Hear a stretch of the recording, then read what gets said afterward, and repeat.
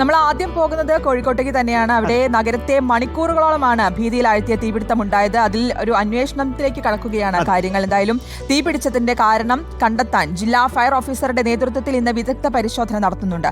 Report ഇന്ന് തന്നെ ജില്ലാ കളക്ടർക്ക് സമർപ്പിക്കുമെന്നാണ് അറിയാൻ കഴിയുന്നത്. കെട്ടിടത്തിന്റെ ഘടനയാണ് തീ അണയ്ക്കുന്നതിൽ വെല്ലുവിളിയായത്. ടെക്സ്റ്റൈൽസ് പ്രവർത്തിച്ചിരുന്നത് കെട്ടിട പരിപാലന ചട്ടങ്ങൾ കാറ്റിൽ പറത്തിയാണെന്ന് വ്യക്തമാകുന്നുണ്ട്.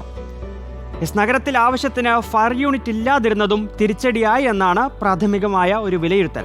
ഇപ്പോൾ സാനിയോ മനോമിയുണ്ട് ഈ സംഭവ സ്ഥലത്ത് നിന്ന്. സാനിയോ, ഗുഡ് മോർണിംഗ്.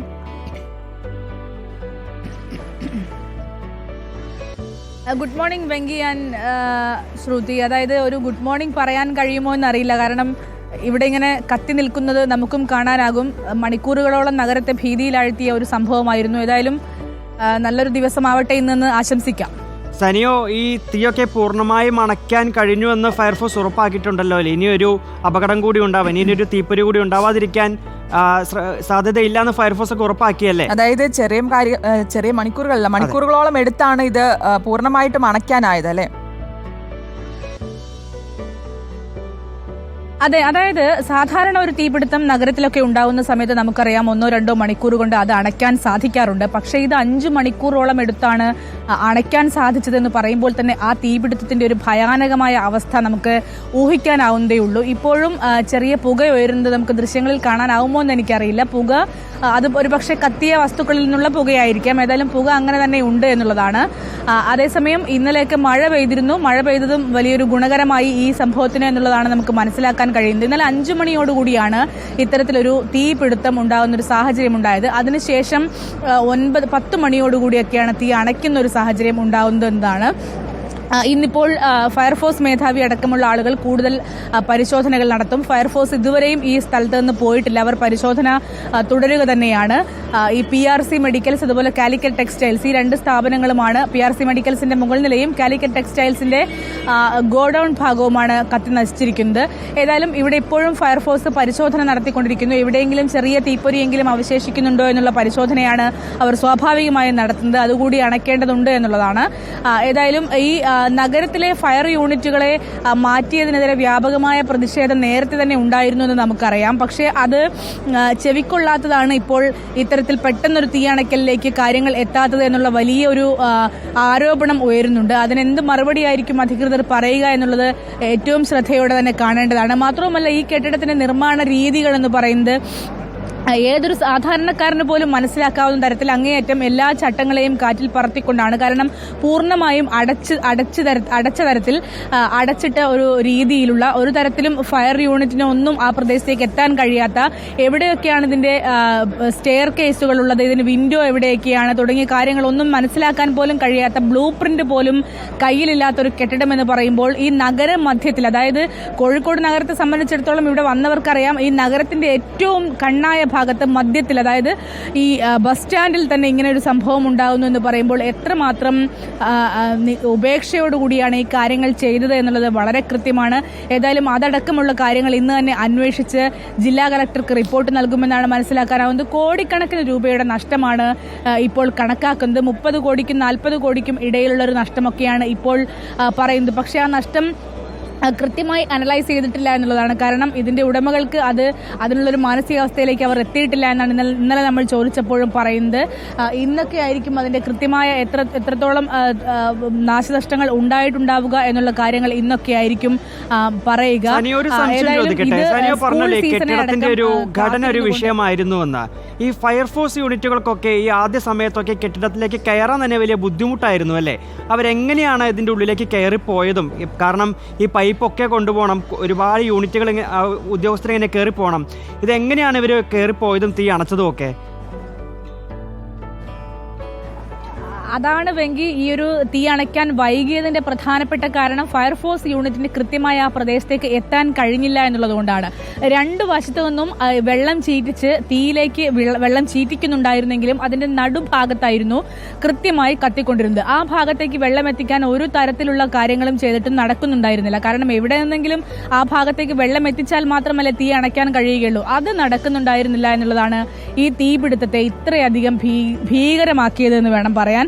അവസാനം എയർപോർട്ടിൽ നിന്നുള്ള ഒരു ഫയർ യൂണിറ്റ് എത്തിയതിന് ശേഷമാണ് കുറച്ചുകൂടി മുകളിലേക്ക് അല്ലെങ്കിൽ കുറച്ചുകൂടി നടുവിലേക്ക് വെള്ളം എത്തിക്കാൻ കഴിഞ്ഞത് എന്നുള്ളതാണ്. ആ ഫയർ യൂണിറ്റ് വന്നതിന് ശേഷമാണ് അല്പമെങ്കിലും ഈ വെള്ളം ഈ തീക്കൊരു കെടുതി അല്ലെങ്കിൽ തീ ഒന്ന് കെടുത്താനെങ്കിലും അല്ലെങ്കിൽ ഒരു ചെറിയ ശമനമെങ്കിലും ഉണ്ടാക്കാൻ കഴിഞ്ഞത് എന്നുള്ളതാണ്. ഈ ഫയർ ജീവനക്കാർക്ക് ഒരു തരത്തിലും ഒന്നാം നിലയിൽ അവരുണ്ടായിരുന്നു, അവരവിടെയൊക്കെ പരമാവധി ശ്രമിക്കുന്നുണ്ടായിരുന്നു. പക്ഷെ രണ്ടാം നിലയിലേക്ക് എത്താൻ കഴിഞ്ഞില്ല. രണ്ടാം നിലയിലേക്ക് ഫയർ ജീവനക്കാർ എത്തുന്നത് ഏകദേശം ഒരു 3 മണിക്കൂറിന് ശേഷമാണ് എന്നുള്ളത് തന്നെ ഏറ്റവും പ്രധാനപ്പെട്ട കാര്യമാണ്. കാരണം സാധാരണ ഒരു കെട്ടിടത്തിൽ തീപിടുത്തമുണ്ടായാൽ അതിന്റെ എവിടെയൊക്കെയാണ് അതിന്റെ സ്റ്റെയർ കേസ് ഉള്ളത്, ഇതിലേക്കാണ് കയറാൻ സാധിക്കുക തുടങ്ങിയ കാര്യങ്ങളൊക്കെയും കൃത്യമായി തന്നെ മനസ്സിലാക്കാനാകുന്നുണ്ടാകും. അതിന് ബ്ലൂ പ്രിന്റ് ഉണ്ടാകും. അതൊക്കെ നോക്കി അതിനനുസരിച്ചൊക്കെയാണ് കയറിപ്പോവുകയൊക്കെ ചെയ്യുക. പക്ഷെ അതൊന്നുമില്ലാത്ത, അത്തരം യാതൊരു ഫയർ മാനദണ്ഡങ്ങളും സൂക്ഷിച്ചിട്ടില്ലാത്ത ഒരു കെട്ടിടം എന്ന് പറയുമ്പോൾ അത് ഭയാനകം തന്നെയാണ്. നഗരമധ്യത്തിൽ ഇങ്ങനെ നിന്ന് കത്തുകയായിരുന്നു എന്നുള്ളത്. 5 മണിക്കൂറോളം നിന്ന് കത്തിയിട്ടും 3-ാമത്തെ മണിക്കൂറിലെങ്കിലുമാണ് ഫയർ ഉദ്യോഗസ്ഥർക്ക് അവിടെ എത്താനായത് എന്നുള്ളതും ഏറ്റവും വലിയൊരു വീഴ്ചയായി തന്നെ, അത് കെട്ടിടത്തിന്റെ വീഴ്ചയായി തന്നെ കാണണം. നഗരസഭയ്ക്ക് കീഴിലുള്ള ഒരു കെട്ടിടമാണ്. എന്തുകൊണ്ടാണ് ഇത്തരത്തിൽ ഇങ്ങനെ ഒരു കെട്ടിടം അനുവദിക്കേണ്ടി വന്നത് എന്നുള്ളത്, അത് അധികൃതരുടെ വീഴ്ചയാണോ തുടങ്ങിയ കാര്യങ്ങൾ ഇനിയും പരിശോധിക്കേണ്ടതുണ്ട്. ഇപ്പോൾ വീണ്ടും വെള്ളം നനച്ചുകൊണ്ടിരിക്കുകയാണ് ഈ പ്രദേശത്ത്. കാരണം എവിടെയൊക്കെയോ തീപ്പൊരികൾ ബാക്കിയുണ്ടെന്നാണ് നമുക്ക് മനസ്സിലാക്കാനാവുന്നത്. വെള്ളം ഫയർ യൂണിറ്റ് എത്തി അതിനുള്ളിലേക്ക് കയറ്റുകയാണ്.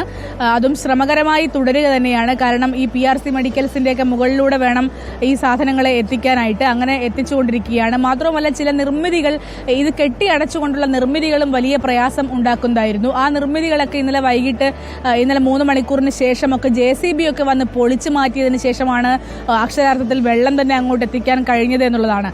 ഞാൻ പറഞ്ഞു വന്നത് നേരത്തെ ഈ കെട്ടിടത്തിന്റെ നാശനഷ്ടങ്ങളെ കുറിച്ചാണ്. അതായത് നാശനഷ്ടങ്ങളുടെ കണക്കെടുക്കാൻ ഇനിയും പൂർണ്ണമായും കഴിഞ്ഞിട്ടില്ല എന്നാണ് അധികൃതരൊക്കെ പറയുന്നത്. കാരണം സ്കൂൾ സീസൺ പ്രമാണിച്ചുകൊണ്ട് വലിയ തരത്തിലുള്ള സ്റ്റോക്ക് ഇങ്ങോട്ടേക്ക് വന്നിരുന്നു. സ്കൂള്, മഴക്കാലം തുടങ്ങിയ കാര്യങ്ങളൊക്കെ പ്രമാണിച്ചുകൊണ്ടുള്ള വലിയ സ്റ്റോക്ക്, അത് കോടികളുടെ സ്റ്റോക്കായിരുന്നു വന്നിരുന്നത്. ഇവിടെ നിന്ന് ഹോൾസെയിലും റീറ്റെയിലും ഒക്കെ ഉള്ളതുകൊണ്ട് തന്നെ അത്തരത്തിൽ തുണികളൊക്കെ ആവശ്യമുള്ള ആളുകൾ അതിനൊക്കെ കോടിക്കണക്കിന് രൂപയുടെ തുണികളൊക്കെ ശേഖരിച്ചിട്ടുണ്ടായിരുന്നു. ഈ തീപിടുത്തത്തിന് കൂടുതൽ കാരണമായതും ഈ തുണികളായത് കൊണ്ടാണ് എന്ന് മനസ്സിലാക്കാനാവുന്നുണ്ട്. കാരണം തുണികൾ നമുക്കറിയാം പലതരം മെറ്റീരിയലുകൾ ഉണ്ടാവും. അവയൊക്കെ വളരെ പെട്ടെന്ന് തന്നെ തീപിടിക്കുന്നതാണ്. തീ പിടിച്ചാൽ തന്നെ അത് അണയ്ക്കാനുള്ള പ്രയാസവും കൂടുതലായിരിക്കും. അങ്ങനെയാണ് മണിക്കൂറുകളോളം നിന്ന് കത്തുന്ന ഒരു സാഹചര്യം ഉണ്ടായത്. ഏതായാലും പോലീസ് അടക്കമുള്ള എല്ലാ സംവിധാനങ്ങളും ഇപ്പോഴും ഇവിടെ ഉണ്ട്.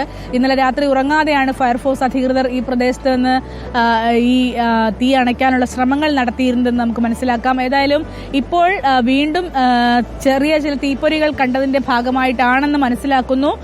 വീണ്ടും വെള്ളം ഇങ്ങോട്ടേക്ക് ചീറ്റിക്കുന്നുണ്ട്. ഏതായാലും അല്പസമയത്തിനകം തന്നെ ഫയർഫോഴ്സ് മേധാവിയുടെ നേതൃത്വത്തിലുള്ള പ്രത്യേക സംഘം ഇവിടെ എത്തുകയും പൂർണ്ണമായൊരു പരിശോധന നടത്തുകയും ചെയ്യും. ആ പരിശോധനയ്ക്ക് ശേഷം ഇന്ന് തന്നെ റിപ്പോർട്ട് കൊടുക്കുമെന്നാണ് അദ്ദേഹം ഇന്നലെ പറഞ്ഞിരുന്നത്. ഇന്ന് തന്നെ ജില്ലാ കളക്ടർക്ക് റിപ്പോർട്ട് നൽകും. മാത്രമല്ല സംസ്ഥാന ഫയർ മേധാവിയും റിപ്പോർട്ട് ആവശ്യപ്പെട്ടിട്ടുണ്ട്. അതൊക്കെയും പെട്ടെന്ന് തന്നെ നൽകാനുള്ള തീരുമാനങ്ങളാണ് ഉണ്ടാവുക. ഇപ്പോൾ ദൃശ്യങ്ങളിൽ കാണാം ഫയർ ഉദ്യോഗസ്ഥൻ, അദ്ദേഹം ഈ വെള്ളം ചീറ്റിക്കുകയാണ്. വെള്ളം അല്പസമയം കൂടി ഇങ്ങനെ ചെയ്യേണ്ടി വരുമെന്നാണ് നമ്മൾ മനസ്സിലാക്കുന്നത്. ആളപായമില്ല എന്നത് മാത്രമാണ്. എന്തായാലും ഇന്നലെ ഞായറാഴ്ചയാണ്, പക്ഷേ കട തുറന്ന് പ്രവർത്തിച്ചിരുന്നു. നിരവധി ആളുകളും ആ സമയത്ത് അവിടെ ഉണ്ടായിരുന്നു. ഇപ്പോൾ അവിടെ നിന്ന് കേട്ടൊരു കാര്യം, അവിടെ ഓടി രക്ഷപ്പെടുന്ന സമയത്ത് ആളുകൾ എല്ലാവരും രക്ഷപ്പെട്ടില്ലേ എന്നൊക്കെ ചോദിച്ച് ഓടുന്നുണ്ടായിരുന്നു. കാരണം അവിടെ എല്ലാവരും ഓടി രക്ഷപ്പെടാൻ കഴിഞ്ഞു എന്നതൊരു ആശ്വാസമാണ്. പക്ഷെ അപ്പോഴും സാനിയോ ചൂണ്ടിക്കാണിച്ച പോലെ കോടികളുടെ നഷ്ടമാണ് ഉണ്ടായിരിക്കുന്നത്. ഈ സ്കൂൾ തുറക്കുന്നൊക്കെ പ്രമാണിച്ച സ്റ്റോക്കുകൾ ഇറക്കിയിട്ടുണ്ടാകും. അതിൻ്റെയൊക്കെ നഷ്ടങ്ങൾ, വലിയൊരു നഷ്ടം തന്നെയാണ് ഉണ്ടായിട്ടുള്ളത്. ഇതിൽ കൃത്യമായിട്ട് ഇനിയിപ്പോൾ അറിയേണ്ടത് ഈ ഒരു തീപിടുത്തം എങ്ങനെ ഉണ്ടായി, അതിൻ്റെ കൃത്യമായ കാരണം എന്താണ്, ഒരു പ്രാഥമികമായൊരു വിലയിരുത്തൽ ഉണ്ടാകില്ല. എന്താണ് ശരിക്കും അവിടെ സംഭവിച്ചിട്ടുണ്ടാകുക, എന്താണ് ആദ്യഘട്ടത്തിലൊക്കെ മനസ്സിലാക്കാൻ സാധിക്കുന്നത്? അതെ, ശ്രുതി പറഞ്ഞത് ശരിയാണ്. ഇത് PRC മെഡിക്കൽസിന്റെ ഗോഡൌൺ ഭാഗത്തു നിന്നാണോ തീ ഉയർന്നിരിക്കുന്നത്, അതോ കാലിക്കറ്റ് ടെക്സ്റ്റൈൽസിന്റെ തന്നെ ഗോഡൌൺ ഭാഗത്തു നിന്നാണോ തീ ഉയർന്നിരിക്കുന്നത് എന്ന കാര്യത്തിൽ സ്ഥിരീകരണം വരേണ്ടതുണ്ട്. ഇന്നലെ വൈകിട്ട് നമ്മൾ തീപിടുത്തത്തിന്റെ വാർത്ത അറിഞ്ഞ് ഇവിടെ എത്തുന്ന സമയത്ത് ഇവരൊക്കെ ഓടി രക്ഷപ്പെടുകയായിരുന്നു എന്നാണ് നാട്ടുകാരും അതുപോലെ മറ്റ് കച്ചവടക്കാരും ഒക്കെ പറയുന്നത്. 30ഓളം സ്റ്റാഫുകളും അതിലധികം ഈ പർച്ചേസിനെത്തിയ ആളുകളും ഉണ്ടായിരുന്നു കടയിലെന്നാണ് പറയുന്നത്. അവരെല്ലാം തീ ഉയരുന്നു എന്ന് കേട്ടപ്പോൾ തന്നെ എല്ലാം ഇട്ടെറിഞ്ഞ് ഓടുകയായിരുന്നു. ഓടുന്നതിനിടയിൽ പലർക്കും പല ആശങ്കകളുമാണ്. കാരണം ഇന്നലെ വൈകിട്ട് ഈ കടയുടെ ഉടമ ഈ തീ ഇങ്ങനെ ആളിക്കത്തുമ്പോൾ കടയിലേക്ക് ഓടിക്കയറാനുള്ള ഒരു ശ്രമം നടത്തുന്നുണ്ടായിരുന്നു. അദ്ദേഹത്തോട് ഫയർഫോഴ്സ് അധികൃതർ എന്തിനാണ് ഇങ്ങനെ ചെയ്യുന്നതെന്ന് ചോദിക്കുന്ന സമയത്ത് അദ്ദേഹം പറഞ്ഞിരുന്നത് കടയിൽ ആളുണ്ടായിരുന്നു, ആളുകൾ ബാക്കിയുണ്ടായിരുന്നു, അവരൊക്കെ ഓടി രക്ഷപ്പെട്ടോ എന്ന് തനിക്ക് ഉറപ്പാക്കണം, അതിനുവേണ്ടിയാണ് താൻ കടയ്ക്കുള്ളിലേക്ക് കയറുന്നതെന്നടക്കം വളരെ വൈകാരികമായ മുഹൂർത്തങ്ങളടക്കം ഇവിടെ ഉണ്ടായിരുന്നു എന്നുള്ളതാണ്. ഏതായാലും എല്ലാവർക്കും ഓടി രക്ഷപ്പെടാൻ അതേ സമയത്ത് തന്നെ കഴിഞ്ഞു. വളരെ പെട്ടെന്നാണ് തീ ആളിപ്പടർന്ന് മുഴുവനായി തീയിലേക്ക് എത്തുന്ന ഒരു സാഹചര്യം ഉണ്ടായത്. പക്ഷേ ആളുകൾ ഈ പർച്ചേസിനെത്തുന്ന, അതായത് ഷോറൂമിന്റെ ഭാഗത്ത് തീ പിടിച്ചില്ല എന്നുള്ള കാര്യം അങ്ങേയറ്റം ഒരു ആശ്വസിക്കാവുന്ന കാര്യം തന്നെയാണ്. ഈ ഗോഡൌൺ ഭാഗത്ത് മാത്രമേ തീ പിടിച്ചുള്ളൂ എന്നുള്ള കാര്യവും ആശ്വസിക്കാവുന്നതാണ്. ഏതായാലും ഗോഡൌണിലുള്ള അടക്കം എല്ലാ ആളുകൾക്കും ഓടി രക്ഷപ്പെടാൻ കഴിഞ്ഞു എന്നുള്ള കാര്യത്തിൽ അത് മാത്രമാണ് ഇതിനെ സംബന്ധിച്ചിടത്തോളം ഒരു ആശ്വാസകരമായ കാര്യം എന്ന് പറയുന്നത്. അതായത് ആളപായം ഒന്നും ഉണ്ടായില്ല, എല്ലാവരെയും വളരെ കൃത്യമായി തന്നെ എല്ലാവർക്കും ഓടി രക്ഷപ്പെടാൻ കഴിഞ്ഞു എന്നുള്ള കാര്യം. കെട്ടിടം ഇപ്പോൾ നമ്മൾ മനസ്സിലാക്കുന്നത് കെട്ടിട പരിപാലന ചട്ടങ്ങളൊക്കെ കാറ്റിൽ പറത്തിയാണ് നിർമ്മിച്ചിരിക്കുന്നത് എന്നാണ്. ഇതൊക്കെ നോക്കൂ, ഒരു അപകടം വരുമ്പോൾ മാത്രമാണ് ഇതിന് ഈ അനുമതിയില്ല, അതിന് ഇങ്ങനെ ഒരു പ്രശ്നമുണ്ടെന്നൊക്കെ നമ്മൾ മനസ്സിലാക്കുന്നത്. ആദ്യമേ ഇതൊക്കെ നോക്കി അനുമതിയൊക്കെ കൊടുത്തിരുന്നെങ്കിൽ ഈ ഒരു അപകടമൊക്കെ ഒഴിവാക്കാമായിരുന്നല്ലേ സാനിയോ? എപ്പോഴും അങ്ങനെയാണ്, ഒരു അപകടം ഉണ്ടാകും, അപ്പോൾ നമ്മൾ എല്ലാവരും കണ്ടെത്തും ഇതിന് ഇന്ന പ്രശ്നങ്ങൾ ഉണ്ടായിരുന്നു എന്നൊക്കെ. ഉറപ്പായും അങ്ങനെ തന്നെയാണ് വെങ്കി. ഇനിയിപ്പോൾ വരുന്ന ദിവസങ്ങളിൽ നടക്കാൻ പോകുന്നത് നഗരത്തിലെ എല്ലാ കെട്ടിടങ്ങളിലും ഒരു പരിശോധന നടക്കും. അതൊക്കെ നേരത്തെ തന്നെ നടന്നിരുന്നുവെങ്കിൽ ഈ ഒരു സാഹചര്യം ഒഴിവാക്കാമായിരുന്നു എന്നുള്ളതിൽ യാതൊരു സംശയവുമില്ല. കാരണം ഇന്നലെ നമ്മൾ കണ്ടതാണ് JCB എത്തി പൊളിച്ചു മാറ്റേണ്ടി വന്നു ഇതിന്റെ അനധികൃത നിർമ്മാണങ്ങൾ എന്നുള്ളതാണ്. അതിനുശേഷം മാത്രമേ അവിടേക്ക് വെള്ളം പോലും എത്തിക്കാൻ കഴിഞ്ഞുള്ളൂ എന്നുള്ളതാണ്. അങ്ങനെ നോക്കുമ്പോൾ ഇത് നഗരമധ്യത്തിലായിരുന്നിട്ടും എല്ലാവരുടെയും കണ്ണിങ്ങോട്ടേക്ക് എത്തുന്ന ഒരു സ്ഥലമായിരുന്നിട്ട് പോലും ഇവിടെ ഇങ്ങനെ ഒരു നിർമ്മാണമുണ്ട്, അതിന് ഫയർ ചട്ടങ്ങളെല്ലാം ലംഘിച്ചുകൊണ്ടാണ് എന്നുള്ള കാര്യങ്ങൾ വളരെ വ്യക്തമാകേണ്ടിയിരുന്നതാണ്. പക്ഷേ എന്നിട്ടും അതൊന്നും നടന്നില്ല എന്ന് പറയുമ്പോൾ അത് ആരുടെ ഉപേക്ഷ കൊണ്ടാണ് എന്നുള്ളത് അടക്കമുള്ള കാര്യങ്ങളിൽ അന്വേഷണം വരേണ്ടതുണ്ട്. ഇനി വരും ദിവസങ്ങളിൽ സ്വാഭാവികമായി സംഭവിക്കാൻ പോകുന്നത് നഗരത്തിലെ എല്ലാ കെട്ടിടങ്ങളിലും ഈ പരിശോധനകൾ നടക്കും തുടങ്ങിയ കാര്യങ്ങളൊക്കെയാണ്. ഏതായാലും അത്തരം കാര്യങ്ങളിലുണ്ടായ വീഴ്ച ആരുടെ ഭാഗത്ത് നിന്നാണെന്ന് മനസ്സിലാക്കിക്കൊണ്ട് കൃത്യമായ നടപടികൾ എടുത്തു പോയാൽ മാത്രമേ ഇത്തരത്തിൽ വലിയ ചോദിക്കുന്നുണ്ട്. ഈ കോഴിക്കോട് ബസ് സ്റ്റാൻഡിൽ നിന്ന് ഈ ബസ് സർവീസും മറ്റ് കാര്യങ്ങളൊക്കെ ഒരു പഴയ രീതിയിലേക്ക് ആവാറായോ അതോ മറ്റ് നിയന്ത്രണങ്ങളൊക്കെ ഉണ്ടോ ചോദിക്കുന്നുണ്ട്. അപ്പോൾ അങ്ങനെ എന്തെങ്കിലും ഒരു അപ്ഡേറ്റ് നമുക്കുണ്ടോ സാനിയോ? അതെ, അപ്ഡേറ്റ് ഉണ്ട്. അതായത് ഇപ്പോൾ കോഴിക്കോട് ബസ് സ്റ്റാൻഡിൽ നിന്ന് ബസ് ഓപ്പറേഷൻ നടക്കുന്നുണ്ട്. പക്ഷേ ബസ് ഓപ്പറേഷൻ എന്ന് പറയുമ്പോൾ ബസ് ഓപ്പറേഷൻ ഇപ്പോൾ നമുക്ക് ദൃശ്യങ്ങളിൽ തന്നെ കാണാം. കുറ്റ്യാടി ഭാഗത്തേക്കൊക്കെ പോകുന്ന ബസ്സുകൾ നിർത്തിയിട്ടിരുന്ന അതേ സ്ഥലത്ത് നിർത്തിയിട്ടിരിക്കുന്നുണ്ട്. മലപ്പുറം ഭാഗത്തേക്കും പാലക്കാട് ഭാഗത്തേക്കും അപ്പുറത്തു നിന്നാണ് വണ്ടി പോവുക. ആ വാഹനങ്ങളും കൃത്യമായി തന്നെ പോകുന്നുണ്ട്. പക്ഷേ ബാലുശ്ശേരി, നരിക്കുനി തുടങ്ങിയ മലയോര മേഖലകളിലേക്കുള്ള ബസ് മറ്റൊരു സ്ഥലത്തേക്ക് മാറ്റി പാർക്ക് ചെയ്യുകയാണ്. ആ ബസ് പാർക്ക് ചെയ്യാറുള്ള സ്ഥലത്താണ് ഇപ്പോൾ ഫയർഫോഴ്സിന്റെയൊക്കെ വണ്ടിയും പോലീസിന്റെ വണ്ടിയും അതൊക്കെ ഉള്ളത്. അതുകൊണ്ട് തന്നെ അത് മറ്റൊരു സ്ഥലത്തേക്ക് മാറ്റി പാർക്ക് ചെയ്യാനാണ് പറഞ്ഞിരിക്കുന്നത്. ബസ് ഓപ്പറേഷൻ പൂർണ്ണമായും ബസ് സ്റ്റാൻഡിൽ നിന്ന് തന്നെയാണ് നടത്തുന്നത്. അതിലിപ്പോൾ മറ്റു പ്രയാസങ്ങളൊന്നുമില്ല എന്നുള്ളതാണ് ഏറ്റവും പ്രധാനപ്പെട്ട ഒരു അപ്ഡേറ്റ് എന്ന് പറയുന്നത്. തീർച്ചയായിട്ടും എന്തായാലും കോഴിക്കോട് നഗരത്തെ മുൾമുനയിൽ നിർത്തുന്ന മണിക്കൂറുകളായിരുന്നു കഴിഞ്ഞു പോയത്. എന്തായാലും ഇപ്പോൾ ആശ്വാസമായിട്ടുണ്ട്, അത് പൂർണ്ണമായിട്ടും അണയ്ക്കാനായിട്ടുണ്ട്. ചെറിയ തീപ്പൊരികളൊക്കെ ഇവിടെയുണ്ട്, അതിനായിട്ടുള്ള ശ്രമങ്ങളൊക്കെ നടന്നുകൊണ്ടിരിക്കുന്നു. വലിയൊരു ഭീഷണിയല്ല, മറിച്ച് ഇന്നത്തെ പ്രധാനപ്പെട്ട ഒരു കാര്യം ഇനി എങ്ങനെയാണ് ഈ തീപിടുത്തം ഉണ്ടായത് എന്നതിനെ സംബന്ധിച്ച് ഒരു പരിശോധന നടക്കും. ഇന്ന് തന്നെ കാര്യങ്ങളിൽ ഒരു വ്യക്തത വരും. അപ്പോൾ മനോമിയാണ് ഇത്രയും വിവരങ്ങൾ പ്രേക്ഷകരുമായി പങ്കുവച്ചത്.